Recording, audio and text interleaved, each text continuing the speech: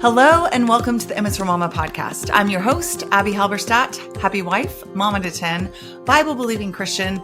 And on today's episode, we are doing our What Do You Want to Know Wednesday podcast style edition for April. So I'm answering some of your questions today. But before we dive in, I want to highlight our podcast sponsor, Voetberg Music Academy. It's such a fun song-based way for kids to jump right into being able to learn and play music quickly. You can use one membership for the entire family, and you can get 20% off each month that you're enrolled with the code EMMA'sForMama20 in lessons in piano, guitar, mandolin, ukulele, and fiddle. There are also possibilities for fun perks like cash and badges that your students earn for practicing in challenges like their 6 Songs of Summer challenge. You can check it out at VoetbergMusicAcademy.com. I also want to mention Adele Natural Cosmetics. They are a family-run, holistic, handmade skincare and cosmetics company. Everything is made in the US. And I want to put a personal note on this by saying that we were actually burgled. I used the word robbed and someone corrected me and said it should be burgled. A couple of months ago when my husband and I were in Dallas and someone smashed his window and stole our bags out of the back. We were traveling and not able to take all of our bags out with us everywhere that we stopped. And most of my personal care products, including all of my skincare and makeup from Adele, were stolen, and they replaced all of it, no questions asked, and sent me a really sweet note. They are a precious Christian family that I've met in person, and I think that you will love both their products and the heart behind their company. You can also use the code EMMA'sForMama for 25% off your first order, so be sure to check them out. Okay, so it is What Do You Want to Know Wednesday podcast style time, and this is where I take some of your common questions that you ask me when I usually do these on social media, and you get maybe a slide or two, and then I break them down into a longer form response here on the podcast. You guys love these, and you always submit such great questions. And I notice a lot of times that as you are sending questions in, there are often themes. And there were 2 very specific themes that emerged this week.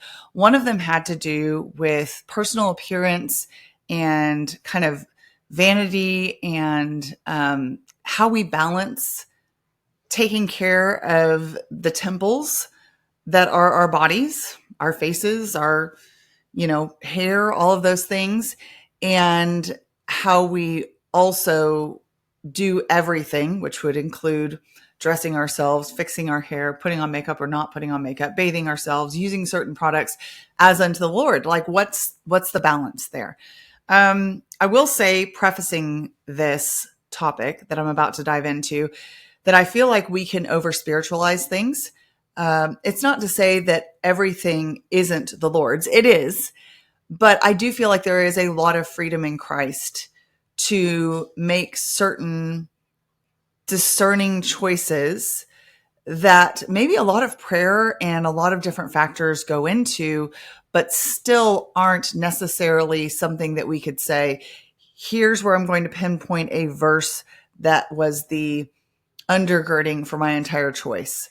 Or here's the historical Christian argument for wearing makeup or not. Here is the stance on kind of how much a garment can cost, or it's too much, or whether you can buy something from Walmart because it's a fast fashion company. There's just a lot of factors that come into play. And I would say that, like I said, I'll preface this, or I'll start this off by saying, I do think there's a lot of freedom in Christ here, but that you shouldn't do anything against your conscience. I do think that there are going to be different things that prick our consciences for different reasons in this particular arena, and that you shouldn't do anything that your husband, I'm speaking mostly to wives and mothers, not all of you are married, not all of you are moms, and there are some men that listen out there, but don't do anything that your spouse is diametrically opposed to. A lot of times women, particularly, especially in our culture that tends toward feminism, can really prickle at the idea that any man, even your own husband, should have a really strong say in your personal appearance or in your preferences when it comes to choices that are freer, maybe a little bit muddier in terms of not having a specific verse that you can just stack them on top of. But if we were to flip it around, for example, let me give you an example. I love my husband's beard. I have never seen him fully clean shaven, nor do I want to, because I love his beard so much. It's just part of what makes him him. It's part of what makes him Sean. And so he knows that. And I don't think he has any desire to shave it. After all, it's way easier to just keep a beard, and his beard is really soft and it doesn't bother him. I know some men don't care for having beards and they bother them, but he loves it. And it probably makes his life easier to just have to trim it and then go on instead of shave every single day. But I know that at least part of his choice to keep it for the entirety of his life since I've known him, which is a good 21 years at this point, is because I love it so much. So I have influence over his personal care choices, and he doesn't have any resentment for that. Now, I'm not controlling about it and I'm not overbearing about it, but he takes my desires into consideration. So that would be, don't do something against your conscience. Don't do something that your spouse really doesn't care for or enjoy, unless you have a really, really good reason. And do pray about it and seek wise counsel if you still find yourself feeling uneasy about your choices or not sure where you should land. So the number one question that I have been asked recently in relation to appearance is makeup. Should you wear it? Should you not? If you do wear it, how do you explain why you do it? I don't think that there is a hard and fast, should you wear it? Should you not? I think one of the main verses that I've seen used to support not wearing makeup is 1 Peter 3:3, which, depending on which version you read, exhorts women to adorn themselves not with this list of things, but with true inner beauty. And so, for example, the ASV, which I can't even tell you what the ASV is. It's just the first one in this list. I'll have to look up what the ASV is. It says, whose adorning, let it not be the outward adorning of braiding the hair, of wearing jewels of gold, or putting on apparel. The AMP, which is, I guess I can tap on this and see, that's the Amplified Bible, which was what I was assuming. Your adornment must not be merely, that word is in italics, which either means that it's emphasized or it wasn't there originally in the text. I have not specifically done a deep dive into this. I just hear this quoted to me a lot. Must not be merely external, with interweaving and elaborate knotting of the hair and wearing gold jewelry, or being superficially preoccupied with dressing in expensive clothes. So that's an amplified version. Obviously, that's had a lot added to it. The AMPC, which is the Amplified Bible Classic Edition, says, let not yours be the merely external adorning with elaborate interweaving and knotting of the hair, the wearing of jewelry, or the changing of clothes. These are not versions that I use usually. So let me get to a version that I actually do use. This is the ESV, which is considered a little more literal. It says, do not let your adorning be external, the braiding of hair and the putting on of gold jewelry, or the clothing that you wear. And then it goes on to say, rather, it should be that of your inner self, the unfading beauty of a gentle and quiet spirit, which is of great worth in God's sight. There are other versions of this. I think the NKJV, if I remember correctly, also says not merely doing this, but instead adorning yourself with the inner beauty of a gentle and quiet spirit, great worth in God's sight. So you could take this to mean that you are literally supposed to avoid braiding your hair or doing any kind of fun hairstyles, elaborate, more decorative hairstyles, that you're supposed to wear your hair very plainly, that you're not supposed to ever wear any jewelry, that you are never supposed to wear fine clothes, and that you are not, I think they're lumping makeup in with that because it goes in the same category. And then I want to put a pin in that, and I want us to go back to Proverbs 31. And it talks about how the Proverbs 31 woman clothes her family. It says that this is among her lists of attributes and virtues and things that she's very industrious about. It says she makes bed coverings for herself. Her clothing is fine linen and purple. Her husband is known in the gates when he sits among the elders of the land. She makes linen garments and sells them. She delivers sashes to the merchants. Strength and dignity are her clothing, and she laughs at the time to come.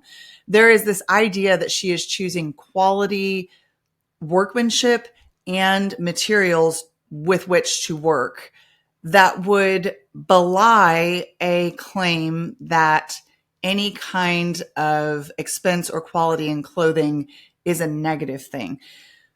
So whether or not the word merely is actually in there in that 1 Peter 3:3 verse about adorning yourself, I do think that overall, the overarching theme is your adornment primarily is not the outward. The thing that makes you truly beautiful is the inward. If you get obsessed with the outward and that's where you're finding any form of beauty that you have, then you've lost the thread. You probably are so focused on being adorned outwardly that you neglect the inner, beautiful, quiet spirit and that loveliness before God that is humility and generosity and thinking of others and serving Christ first. So I think it matters the attitude with which you dress yourself, the attitude with which you apply makeup or don't apply makeup. Because on the flip side, one thing that's very clear here is that an attitude of pride, of looking down on others for different choices, and of sort of making yourself lofty in your virtue by choosing not to do some of the things in the first half of the verse would not be considered beautiful in God's sight. So whenever I see someone coming from a place of feeling holier than thou, and I honestly don't see a lot of this personally, at least from my readers, I'm not getting this impression when they're asking me this question. I think the question is asked out of a genuine desire to do things in a God-honoring way and to bring glory to Christ. But also sometimes it comes from a background in a certain kind of belief system, whether it's the Mennonite or something else entirely, where the baseline belief is that not wearing makeup is a standard for every Christian woman. And that there might be some people that believe that that does kind of elevate your holiness. Whereas I think what's going on here is a look at the heart. Do you have a kindness to your spirit while you put on your mascara? Or do you have a haughty spirit while you don't? Or some combination of the two?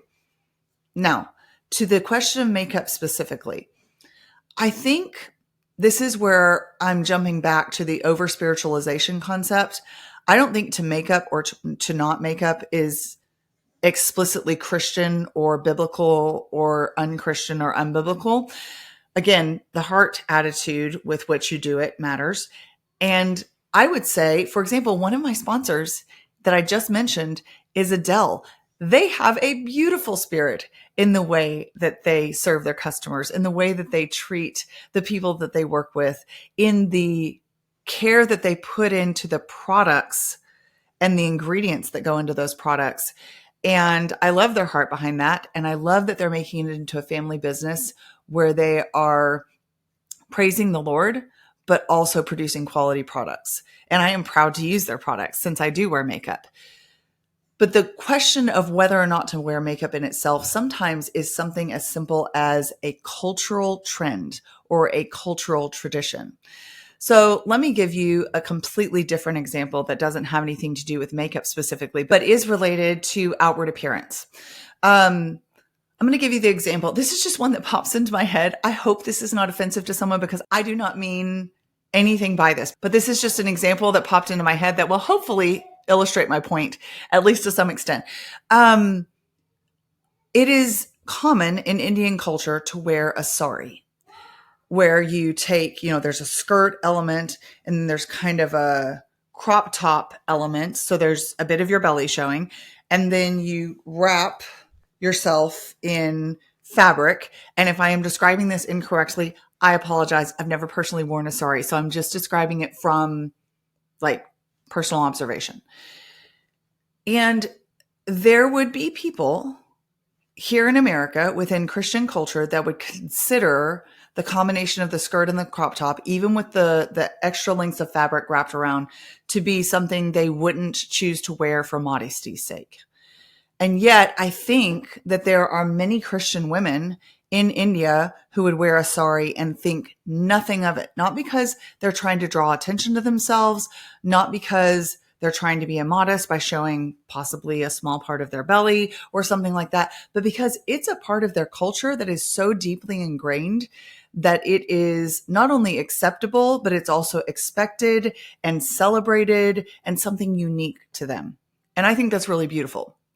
Now, I can't say that wearing makeup is like this deeply beautiful part of a particular culture, but it is a common cultural practice across the world to wear makeup either, and there are plenty of reasons to do so, either to enhance your features, to hide your features as a form of self-expression, or just because it's fun, because we as women like to beautify things.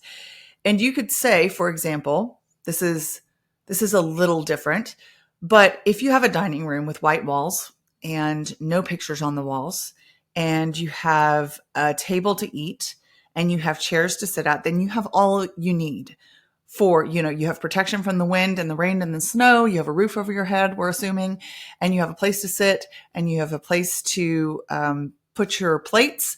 And let's say you have food to eat. You could have the mindset that you're done. There is no need to do anything else to that dining room to make it functional.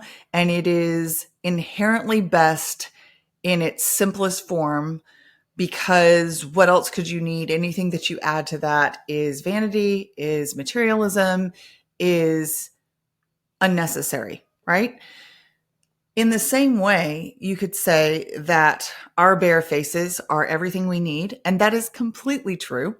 And that anything that we add to that is inherently vain, self-serving,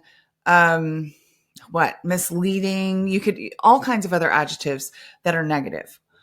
Or you could say, God has given women this desire for beauty, and he's given us freedom to do fun things like put wallpaper on the walls and put a rug under the dining room table, inadvisable as that may be, even though I personally do it and end up with a lot of crumbs on my rug that I have to vacuum a lot.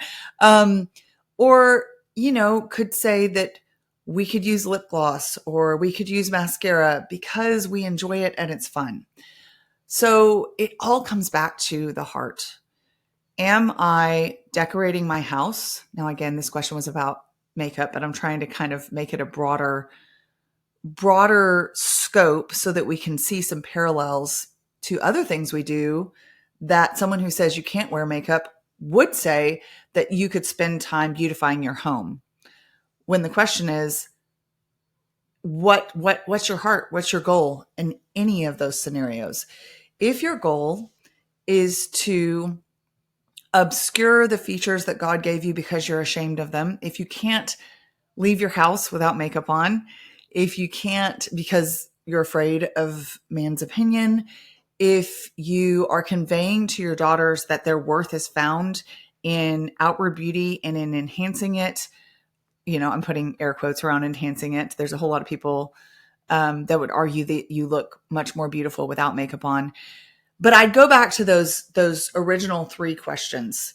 Is this something that you have a strong personal conviction about with biblical support that wearing makeup would go against in a way that it violated your conscience? Is it something your spouse really does or doesn't want you to do? And then have you prayed about it? And if you're able to answer all of those with satisfaction, with a clear conscience before God, I say go forth and wear makeup if you choose to, or abstain if you choose to. Now, if it feels like I spend a lot of time on makeup, I feel like it's because this issue is not just reserved for things to do with the outward appearance. It's so much of how we approach anything in life, where there's not a specific verse that says, thou shalt do this or thou shalt not do that. We are given a lot of leeway to use discernment, to seek out wisdom, to pray and seek God's face. And the Bible makes it very clear that if someone knows that they should do something and they don't do it, for that person, it's sin. Or if they know, you can flip it around. If they know that they shouldn't do it and they do it, for that person, it's sin. And sometimes that means that you've got an immature Christian who hasn't yet had something specific revealed to them and they have more to learn. And sometimes you have a case of a Christian who's grown up in a legalistic background, who's had things revealed to them that are really from man's wisdom rather than God's wisdom. And they have to peel some of that back and recognize that it's a tradition of man more than it's a command from God. So maybe that seems like a convoluted answer, and maybe it seems like a cop-out to say it's more about the heart than anything. But I think that a lot of us can recognize pretty quickly when someone is using something outwardly to adorn themselves in such a way to fill a deficit for what's lacking inside. And when someone, even if they're wearing mascara and lip gloss and blush, truly radiate the joy of Christ because their identity and their beauty is found in Him first. And I say this as someone who has struggled with something called trichotillomania my whole life, since I was about 4 years old. It's a hair pulling OCD kind of impulse control disorder that makes it really hard during certain periods of my life. It's not constant, but during certain periods of my life to not pull out eyelashes, eyebrows, or hair. And different people have different degrees of intensity in how they struggle with this. But I have worn, I don't wear makeup at home usually, unless I am getting ready for something where I'm on camera and my face needs to show up. Like there's just a certain aspect of a camera completely washing out your features like it doesn't do in real life. So putting on a little bit of something so that your features show up in the on the screen is helpful and practical. Or if I'm going out. But I will say that it is hard to think past not using any makeup outside of the house when your eyebrows and your eyelashes aren't in good shape because you have this particular struggle. So that's just a whole other layer that's very unique to me. And it's something that I've had to speak frankly about to my own daughters, that this is an insecurity that I have because I'll be asked questions or people will look if my eyelashes are particularly struggling at me like I am, a freak, or at least that's how my brain interprets it. And I have really, really matured past that, both to do much better about not pulling, but also to not care nearly as much what people think. But that's what it boils down to. What is your heart motivation? Is this a fear of man issue? And are you doing something in such a way that can bring glory to God, even while it's a form of self-expression? Because I don't think that the two have to be mutually exclusive. I also had some questions about how to pursue physical health and or care for your body, even if it's just or primarily the appearance of it, without becoming obsessed, and kind of what the balance is there. And oh my goodness, that is an entire rabbit hole that we could go down. And I actually have done an entire episode, both on my struggle with trichotillomania. I did an episode with my friend Ann Swindell, who also struggles and actually has written a really good book. And I believe that is episode 16, but I'll have Ezra link that in the show notes. And then I also have done an entire episode on body image called Tools, Not Treasures.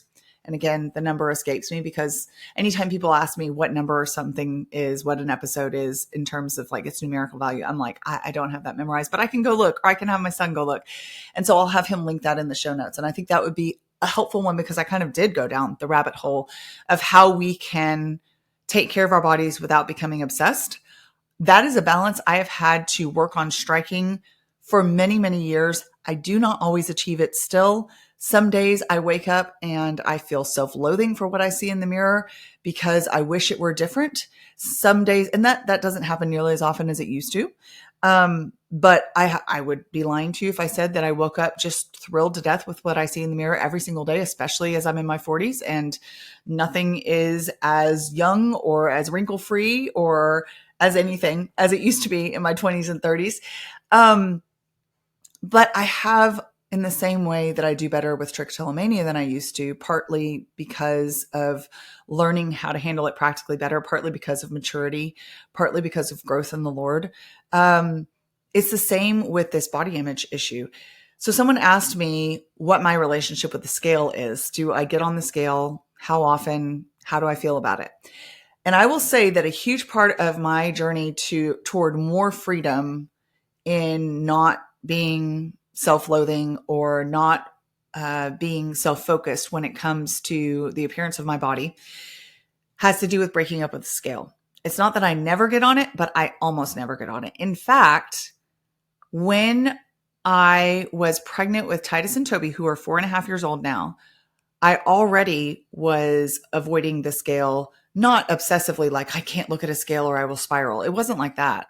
It was just, I knew that the scale was not the full representation of my body's health or my mental health, and that I was capable. I had proven to myself, unfortunately, in the past that I was capable of getting too focused on those numbers and worrying about them and letting them inform my view of my body's worth. And so I had chosen to not look already before that pregnancy at how much I weighed, just went on how my clothes fit and the kind of food that I was eating, if I was drinking water, if I was taking my vitamins, and just knowing that I was caring for my earthly temple well, and then not worrying too much about it going forward.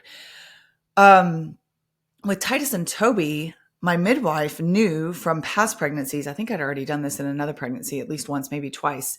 I had asked not to be weighed, or if she felt like I had to be weighed, which she didn't. She just saw that my belly was growing, that I was within a reasonable weight gain range visibly, and she left me alone. She, everything looked good, sounded good when she listened to his heartbeat, all of that stuff. So when I went into my traditional OBGYN visits, because I split care between a midwife and a traditional OBGYN for Titus and Toby, they required me to get on the scale, and I would just face the other direction. And they were not, they didn't do anything about it. And I saw the number on the scale several times. I didn't avert my eyes to the point that it was going to scare me if I saw the number. And it was like, oh, I've gained, this much weight at this point. And it didn't send me into a spiral, but I didn't want it to be a primary focus. And I feel like that has been so freeing for me. And I don't think I'm alone as being a woman who can let those numbers say so much more than they should be allowed to say in our brains and over our bodies and over our worth. And so if that's something that you feel like you could do, highly recommend. It also just keeps you from feeling like you need to check in all of the time. Now, I will say that having gotten on the scale maybe 2, possibly 3 times since I had Titus and Toby, it is a much higher number than it used to be. But one thing I do know is that I am taking the best care of my body that I ever have. That doesn't mean I'm doing the most exercise. I have definitely been more hardcore about my fitness in the past. But I am caring in a way that is focused on long-term health, on longevity, on mobility, on being able to keep up with my kids as they get older, run with them, play pickleball with them, take long walks with them, go hiking with them, do physically hard things, exert myself and sweat and not be left behind as I age, at least as much as possible. And that's my goal.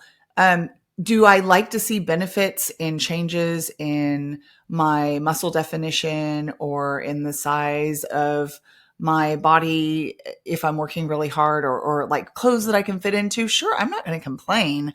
But when I make the focus on my body, like I said, is the name of that podcast, being a tool to be used for the Lord and to be able to be used to care well for my family, as opposed to this treasure that I'm trying to put in a glass case and preserve for all of, history, as if that's even an option. We see so many celebrities who are letting the world tell them their worth is tied up in their external looks. And they are obsessively chasing this fountain of youth. And even so, they're not able to ever find it and keep it. It's always, that that fountain of youth's water is always running dry, always slipping through their fingers, always turning a little bit rancid because something they try doesn't go right.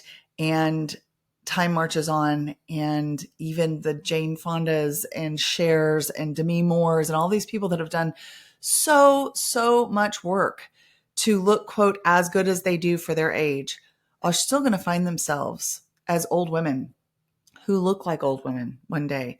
Or worse yet, they end up in a situation where they are elderly and they look so desperately as if they're trying not to look elderly.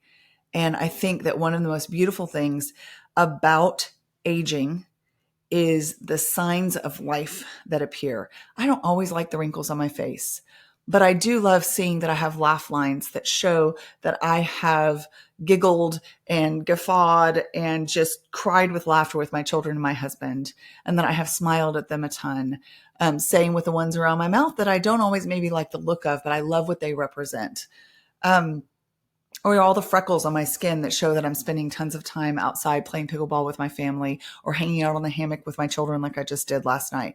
So my relationship with the scale is the healthiest it's ever been. And I mostly don't think about it very much. And I praise God for that. Again, it's not perfect. I have low moments. I have moments where my focus gets off, but I'm grateful for progress. And I think that's the goal, is to be sanctified each day, to be more and more like Christ, who was not someone that the world considered attractive, who had no outward beauty of his own to compel people to come to him. So everything that compelled people to come to him was because of who he was, not how he looked. And that's such a sobering thought, even as I acknowledge that as women, beauty is going to be important to us. And I think God made us that way. So that balance, man, it's one that we're always trying to strike, and it's one that we're striving for and probably will be till we go to glory and get new bodies, which won't have anything wrong with them. And we probably won't care one way or another. Another related question to this idea of outward appearance, taking care of our bodies, I think even verging over into wellness and this hyper obsession with finding products and things that work really well for us so that we can feel our best and function our best. That's driven by so many social media posts and quote unquote influencers and all of that. Someone asked basically, where's the line between taking good care of ourselves and becoming obsessed? I think I've talked about that line quite a bit already, but the line has to do with where your focus is. Is your focus on taking care of your body well as unto the Lord, on serving others and being capable of doing so as much as it depends on you? Because there are going to be so many things that are outside of our control, so many factors that we cannot finagle and get just right. And then again, are you obsessively chasing down some standard of youth and or wellness that just completely drains your grocery budget? That's one thing that people will always ask me, like, do you think the supplement is worth it? And I will say, not if it tanks your grocery budget, not if it puts you in debt, not if it's a source of stress for your husband or he feels like he has to go out and earn extra money to support this wellness habit. Absolutely pray about what you can do within your means and whether there's something that you can do. Because I really feel like there is an element of the Proverbs 31 woman that comes to mind, going back to her, where she's proactively doing things so that her family can function well and enjoy good health and, linen bedding and high quality clothing and things that are made with great care and intention. And there's an element of her work ethic that very much so has a sweat equity aspect to it. She's willing to put in the work to have the standard of living that she wants for her family. And So in verse 13 of Proverbs 31, it says, she seeks wool and flax and works with willing hands. She is like the ships of the merchant. She brings her food from afar. She rises while it is yet night and provides food for her household and portions for her maidens. She considers a field and buys it. So from all of the profit of this hard work, she is finding real estate to invest in, considers a field and buys it. With the fruit of her hand, she plants a vineyard. Now, obviously, this is hyperbole. There are not enough hours in the day for one woman to accomplish all of these things. This is an archetype rather than a specific person who works from before it's light in the morning until well after it's dark at night, doesn't get enough sleep, burns herself out. We all know what this actually produces as moms. Overwork, burning the candle at both ends means that you're stressed out and cranky and your cortisol levels are super high and your health is in the toilet. So again, we're not trying to model never sleeping, working our fingers to the bone, being a real estate mogul while also making all of our families clothing and food, and also growing all of our families' food single-handedly, no help apparently. Although I know she has her maidens and her servants or her people that work for her. But it says her lamp does not go out at night. She puts her hands to the distaff and her hands hold the spindle. She opens her hands to the poor, so she's generous. She reaches out her hands to the needy. She's not afraid of snow for her household, for all of her household are clothed in scarlet. There's that idea of high quality clothing again. So hear me out when I say that I'm not saying you have to do all of these things to be a good wife and mom or a good household manager. But we do have this example of a woman who doesn't just say, I sure wish that I could. She takes practical measures. And I think that going back to that idea of where is our conscience pricking us? What do our husbands say as we've prayed about wisdom and sought godly counsel and used the example of others as a guide rather than as a source of envy or comparison or discontentment? Where have we landed? What has been revealed to us as ways to improve our health? Because I think there is a broad spectrum. There's the throw the hands up and say, this whole wellness thing is really overwhelming and these people are obsessed and I give up and I'm going to sit on the floor and eat Lay's potato chips and drink Dr. Pepper and I'm done. Like I'm out.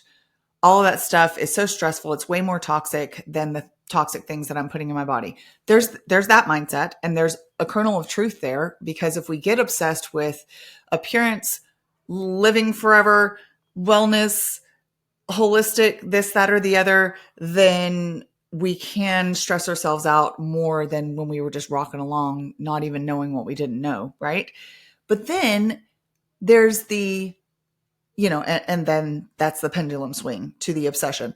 But there is some balance that can be found of saying, where is the messy middle of, for our family and our budget, this makes the most sense to buy ingredients and put a little more effort into making snacks or just having very, very simple snacks that don't have to be made at all, like fruit and cheese sticks and meat sticks and just minimally processed things that are easy to grab and eat. Easy, healthy meals. Like I talked about some of our favorites in my 100 Mom Things podcast, part 1 and 2. I think it was in the second one where I talked about all of our meals. Just simple things that don't actually cost more than the unhealthier version. So yeah, finding that balance. And so again, it's praying about which direction the Lord would have you go to provide the best quality products for your family without obsessing over them. Does it mean that you hand make some? Does it mean that you do a subscribe and save on some so that you get the best possible deal? Does it mean that you do an affiliate situation so that you can get a discount and maybe earn a little bit if you share about them? There's lots of options. And I don't think that there's a one size fits all answer, except that obsessing over them and making them an idol is not the right answer. Speaking of some of those examples I gave of ways to potentially help your family's budget stretch to include some more holistic options or some supplements that you want or things like that. Someone was asking me about my blog and how many years it took to monetize it. So I have blogged for 14 years as of this upcoming June. So almost 14 years now. And I did not monetize my blog for the first decade, hardly at all. And when I say hardly at all, I mean essentially not at all. I think I did a couple of little product collaborations here or there through the years, but I didn't earn any money from them. They were just a fun little piece of content to do with a brand that I enjoyed. And I will say that the reason that I did not monetize for as long as I did, so I'm going to be a terrible example of how long it takes to monetize, because I certainly could have started monetizing much earlier than a decade into blogging. But the reason that I chose not to was twofold, because it was a very conscious choice.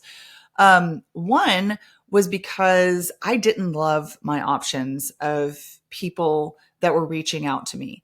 I have had some brands that are very recognizable, like Nike, like Tide, like Procter and Gamble products, reach out to me, and they just, I couldn't choose to represent them because they did not jive with either the ethos of products that I actually choose to use in my home. So for example, we don't use Tide. So of course I'm not going to do a collaboration with a company that I don't even agree with on the ingredients in their product, for example.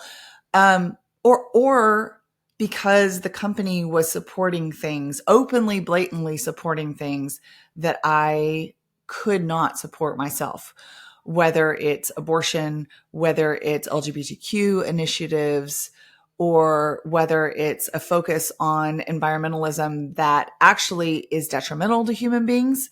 So where it's a focus on creation.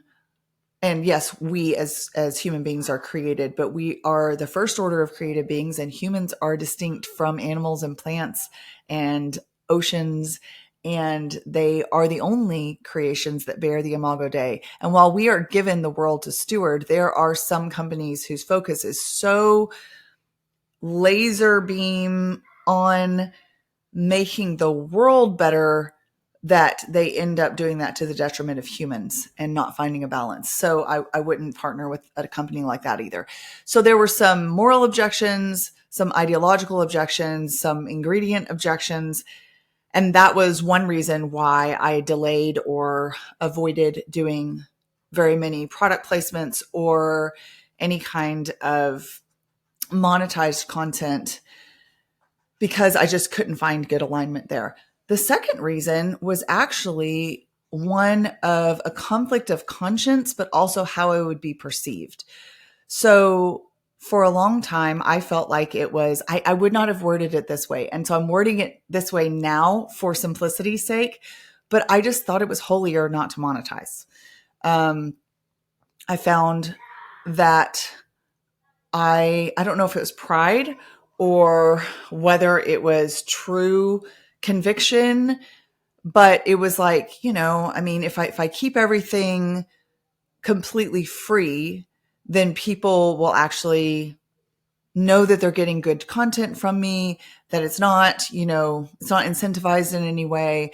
And that will be kind of a purer way to go. And I think that as long as your attitude doesn't become prideful, and I think mine could, for sure. I think mine could tend that way and did tend that way at times. I think that is a completely legitimate way of looking at it, because it's true that if you share 100% free content, then people will know that you have no underlying motives. Well, you might have underlying motives, self-promotion or promotion of a particular ideology that you're really big on pushing or whatever, but you won't have underlying monetary motives, right? And so I think that you could start monetizing a blog if that was something that you wanted to do to benefit your family's income and to supplement your family's income much, much sooner than a decade. Because there are, and this is a question that I get asked often on What Do You Want to Know Wednesday, which is, what are some practical ways for moms who choose to stay home, who have a one income family, to supplement their family's income without taking a massive amount of time away from the care of their home, the care of their children, the educating of their children, the making of the food and all the things that go into being a keeper of the home and a mom. And I don't really have a ready list for you. I'm going to list a couple as possible options, but I don't have personal experience with most of them. So that it would just be suggestions off the top of my head. You can do what my lovely assistant does, which is a virtual assisting job. And she is a homeschool mom of 5 young children, and she helps me out with all of my speaking engagements. She helps me out with my brand partnerships, which I'll talk about more in just a second because I had a follow-up question that dovetails with that perfectly.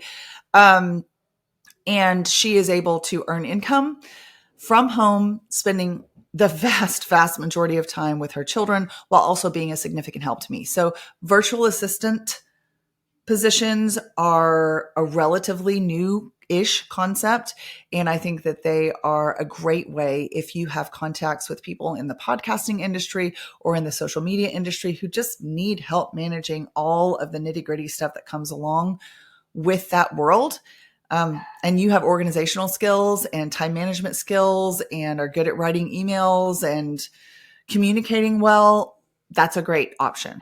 Obviously, you can have some online positions where I'm going to show my ignorance in this, and this is why I don't generally try to make like master lists of things that moms can do because I'm not the right person for this. But you can do online things where you do, for example, reporting for companies that need moms to do computer work. I can't tell you any more than that. I just know they exist and that is something that companies need. They need people to sit down on computers and write up reports and run numbers. And sometimes they just need part-time positions to be filled for that. And that's something that you could research. I know there's also options where you can do reviews, like be an Amazon reviewer or an Amazon affiliate, but a lot of times that requires having a social media presence. And having a social media presence, even if it's not a large one, even if it's not something that you want to include your family in, if you just have a niche where you want to share about thrifting, or you want to share about recipes, or you want to share about making your own soaps at home, for example, in the wellness arena, then you can grow a following that is like-minded and wants to hear from you about the best products to buy. And so those are just some options. Blogging is wonderful because you can embed links that stay there, whereas social media is a little more ephemeral. You have to make highlights to save things and people have to be able to find them that way. In blogging, if you have a particular article that has links embedded in it for your recommendations for your family's favorite toys or family's favorite care products or things like that, then those kind of stay out there for forever. And whoever's doing a search can run across them, buy from your link. You get a little bit of money. You help support your family. And if you really hustle, that's kind of a fraught term. But if you are diligent and consistent, you could make more than a little bit of money from that.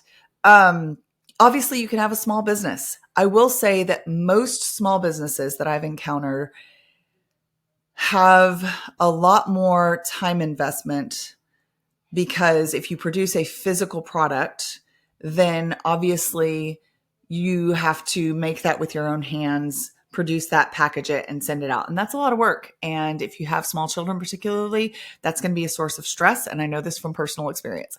I will say that a really good idea, in addition to blogging, social media, all of that, or that at least ties in with those things, is if you are artistic and can create something that can be easily replicated and sell digital copies of it so you're not having to remake the product over and over again, that is a great way to earn some side income without having to redo the product each time.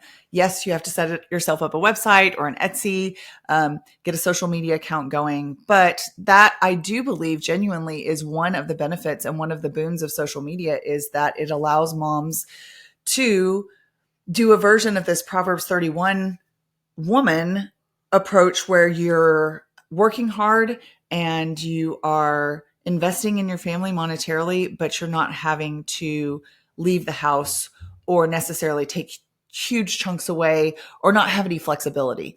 Flexibility is huge. I've said this before, but I don't have set working hours. I have particular times of the week where I typically do things. Like I usually podcast on Monday afternoons, which is what I'm doing right now. After a full day of homeschooling and cleaning and teaching a fitness class in the morning and all of just the normal Monday life stuff, I usually have a little bit of time to podcast in the afternoons, and I usually get one episode recorded. I would love to be able to batch record, but it just isn't happening at this point. So knowing that I have the kind of work that I can move around throughout the day, and I might have a typical time where I get it done, but if it changes, I can still fit things in the cracks. That kind of flexibility is awesome. And it is so key for moms, especially since kids, even if you have them on really good rhythms, don't always stick to those rhythms. And you don't necessarily have a guaranteed outcome in terms of, like I said, office hours, or I for sure will have time to do this. The question that I had that went along with all of this, because I had the kind of what can moms do to produce income? How long did it take you to start producing income as a blogger? Which my answer is a little bit roundabout and different than a lot of people's, because I didn't have a goal of becoming a monetized blogger as quickly as possible. In fact, I shied away from it quite a bit. But the flip side of that question was someone who said, what made you decide to start earning an income as a social media person? What made you decide to go the quote unquote influencer route, which is still a word that I struggle with because of certain connotations, but sure, that's the name of the job at this point. So we'll go with that. And I have no idea. I know that the attitude behind the people that were asking, like, how can I earn an income for my family, was definitely out of curiosity and a desire to learn and a desire to replicate something that someone else is doing. I don't know what the attitude was behind the person that was saying, what made you decide to do this? I don't know if it was curiosity and because they're considering it. I don't know if it was because they don't like that that's something that I've chosen to do. Who knows? Either way, I'm happy to answer it. A variety of factors. One, and again, I did not monetize for many years. One big one was that I really started to have a shift in my mindset around the personal care products that I used for our family. I remember when a really good friend just said something simple. She said, my mom is really overwhelmed, because we already had a pretty decent diet. I was already buying ingredients and making decent food for my family. We drank water.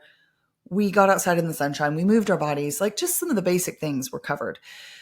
But she was talking about how her mom was on this health journey to try to avoid toxins because she was having a lot of health issues and she felt so overwhelmed. And she said to her mom, your skin is your largest organ. Start there. Don't put things on your body that you know cause you harm. And I had already kind of been toying with the idea of changing out our personal care products, but with so many people in my family and with so many options to choose from, it just felt really overwhelming. And I hadn't gotten very far down that path. And that line, your skin is your largest organ, so why would you put something on it that you know that's harmful to it, just really stuck out to me.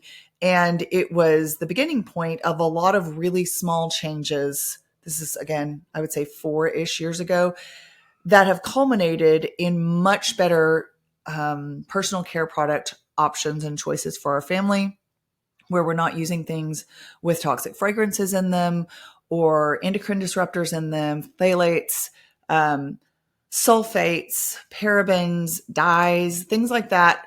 I'm not obsessive, and everything's not perfect according to a completely crunchy mindset by any stretch, but we've made some shifts.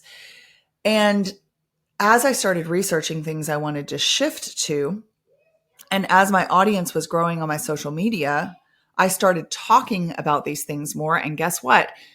People started asking me for links. And what I found was really interesting is that people didn't just want me to tell them, I use this. They wanted me to send them to a specific website with a specific link to the exact product. So if I would say, for example, that I liked to use Dime Beauty, for example, they would say, but what are the products that you like?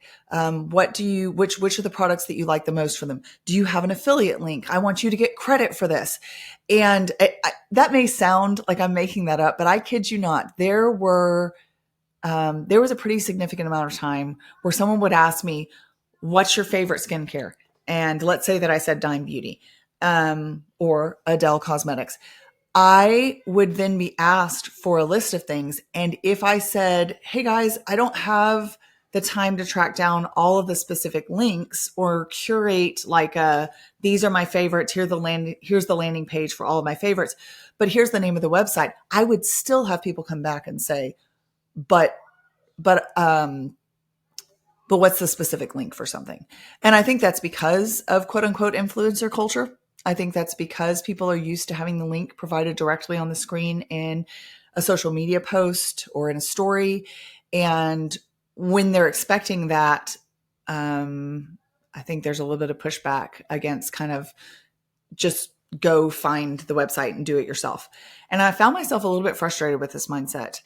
And I would say, I don't have time to do all of this, but here's a starting off point. And people would literally say what I just said a little while ago, well, I want to make sure that you get credit. And I remember thinking, but I'm not asking for credit. I'm just telling you where to go to find this thing and then trusting that you will find the products that work best for you. I also did not have the bandwidth to deal with all of the emails I was getting as I grew on social media that were reaching out to me to work with me. I didn't have the bandwidth to research to see whether these were companies that I could work with if I wasn't already using their products. And I didn't have the bandwidth to manage all of the communications. And so there were a couple, very small group of brands that I knew I loved their products because I had been the one that researched them, tracked them down, and had bought them for months, if not years. And then they would reach out to me. They would see that I was using the product and say, hey, we love what you're doing. We would love to work with you, give you an affiliate link so that you can share links with this is what people were asking me for. Where's the link where you get credit, but it's easy for me to just tap on it and go find the product. And so I worked with maybe 2 brands, maybe 3. I could be forgetting a 4th, but it really was not very many. Until spring of 2022. Is that correct? 2023, I think. And I had probably worked with another brand here or there, but as far as a long-term partnership, it was like 2 or 3, maybe 4 brands over the course of a year. And I just told my husband, I was like, I cannot juggle any more than I'm already juggling. I am doing all of the momming and wifing and household managing stuff. Plus, I have books to launch. That was the spring that we went to Europe, planning for Europe. And my first son's graduation that year was a whole thing. And I'm like, I am drowning in administrative things and I just need someone. And I've told the story of how I found what I call my unicorn assistant. She's just such a perfect fit for me and my brand. I'm using air quotes, trying not to say quote unquote too many more times, but it is my brand. But I even now shy away from saying it that way because it's just who I am. It's Emma's for Mama. It's what you see and what you get. And it's something that I've been working on for 14 years. But just I find myself so surprised at where the Lord has brought it, but also just feeling like this is just me, you know? And it feels very unofficial and unpolished even now. It's just doing the next thing that I'm able to do. But the next thing that I'm able to do has been expanded by the fact that I now have 3 people that work for me. I have someone that does all of my highlights on my social media and does some graphics for me. I have my assistant that handles all of my email communications with any kind of work-related things. And I have my son who edits and produces this podcast and gets it out to you guys. I just record the content and he takes care of the rest, which I absolutely love. And I have never joined an ad agency. For those of you that are not in this world, that's not going to mean much to you, but there are ad agencies that approach you as a quote unquote content creator. There, I said it again, as a content creator. And they basically want you to sign up with them, and then they just funnel offers towards you. So big name brands, like I was mentioning earlier, would constantly be in your inbox saying, we have a campaign going for this particular amount of time. We want to work with you for this. We're going to pay you this amount.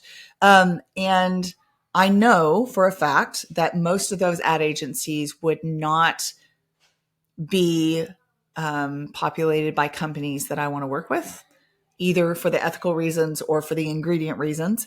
And so I have chosen not to join any of those.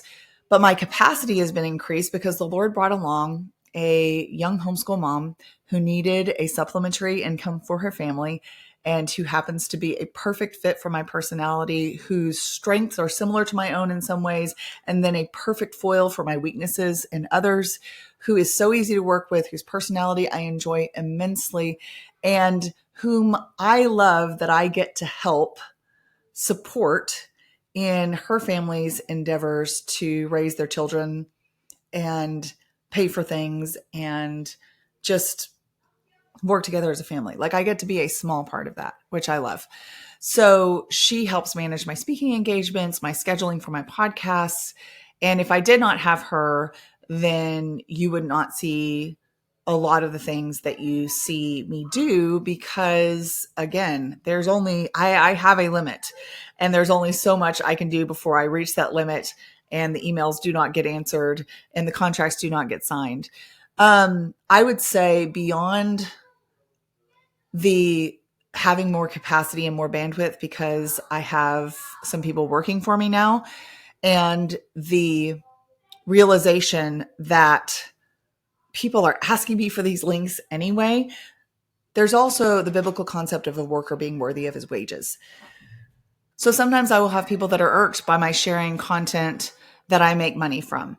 I can tell you that I'm very, very picky about what I share, that it's stuff that I use daily. In fact, I was just on a trip with my best friend who I've talked about her many times before. Her name is Lindsay Long. She does the illustrations for my books. And we were on a trip to Dallas where we were planning more illustrations for more books. And she was going through some of my personal care products and was like, oh man, I love this. Cause like, I'll give her some things and she'll try it and she'll be like, oh, do you have any extra of this? And this is my favorite. And I ordered this because of you. And she said, I should just do your promos for you because I see how much you enjoy this stuff and how you use it daily and the ones that you love the most. And those are the ones that you talk about. So I said, I know. If we could just do a fly on the wall promo here, that would be great, because people would be like, oh, she really does enjoy the things that I talk about enjoying. And I know some of you are not social media people and are going to send me an email and say, Abby, can I have a list of the things? And I'll put just some of my favorites in the show notes. Yes, they will be affiliate links that I will get a small credit for if you order from them. But if you don't order from them, or you just look up the name and go research it and buy it, it's elsewhere, I am totally fine with that as well. And so then I would say the last piece of the puzzle in terms of being able to work with brands now is that I have really honed in on and pared down to the ones that I researched, found for myself, absolutely love, was already using. And then so many of them have reached out to me, even without an ad agency, to curate these brands for me, and just have worked out to be such an organic partnership, because it's like, oh yeah, I would love to work with you. I would love to be able to offer a discount code to my audience because I've used your product for a year because I felt a need for that product. So I went and researched it and found it. A perfect example is non-toxic whitening strips that I use, that I actually researched for my son after he got his braces off and was feeling like he'd like his teeth to be a little brighter. And I was like, okay, but we're not using bleach and we're not using these products like Crest that are not good for you. I'm going to go find something that's good for your oral microbiome and can help brighten your teeth after braces without causing them all kinds of problems. And I found this brand called Lumino. And then they approached me and I was like, yeah, sure, let's work together. So that's kind of a roundabout answer, or maybe a very fleshed out answer for how that has become something that has benefited my family. But I mentioned the worker being worthy of his wages. Sean was the one that really did a good job of helping me see that there is a biblical precedent for being compensated for time that is spent on work projects. This is not a new concept to me. I was a teacher for years and I got a paycheck. But I think that there can be a mindset that's like, if you teach and you get a paycheck, that's okay. But if you talk about a product and offer a discount code in your affiliate, that's not okay. And if that's where you land, I probably can't change your mind, and that's okay. But my husband, who is a really good businessman and a really generous spirit, and one of the least money obsessed people I know, while still doing a good job of being a good steward of being a provider for his family, was like, hey, you take the time to do this, so being compensated for it is a good and a fair thing. So that kind of helped my mindset as well. So that hopefully answers your questions in that arena, and probably will help some of you who are trying to decide whether you should do that small business and whether it's okay to charge what your time is worth. Yeah, it is. Or whether it's a good idea when your husband is encouraging you to seek out a little bit of side income to fill in the blank. If you have the capacity to do that without it becoming a huge source of stress or completely throwing off your ability to manage your home well, by all means, at least you could give it a try. I think that those are things that we can freak out about a little bit and think that we have completely put all our eggs in a basket. And there are plenty of things I have, quote, tried through the years that were not a good use of my time, that I found were taking my focus away from my family and were not compensated well and were just a distraction. And so finding that balance, man, I just keep saying finding that balance, but I feel like that's a theme of the Christian life, and finding the things that work well for your family without going overboard one direction or another is always going to be the goal. I am out of time for the day because I need to go make some dinner for my family. But I hope you guys found these topics edifying and helpful today and gave you some food for thought going forward. And I hope you guys have a great rest of your week. If you enjoyed the MS for Mama podcast, I would be so honored if you would subscribe and follow along, maybe share with friends, or even leave a review. And if you want more content on motherhood and biblical responses to cultural issues, be sure to follow along on Instagram at m.is.for.mama.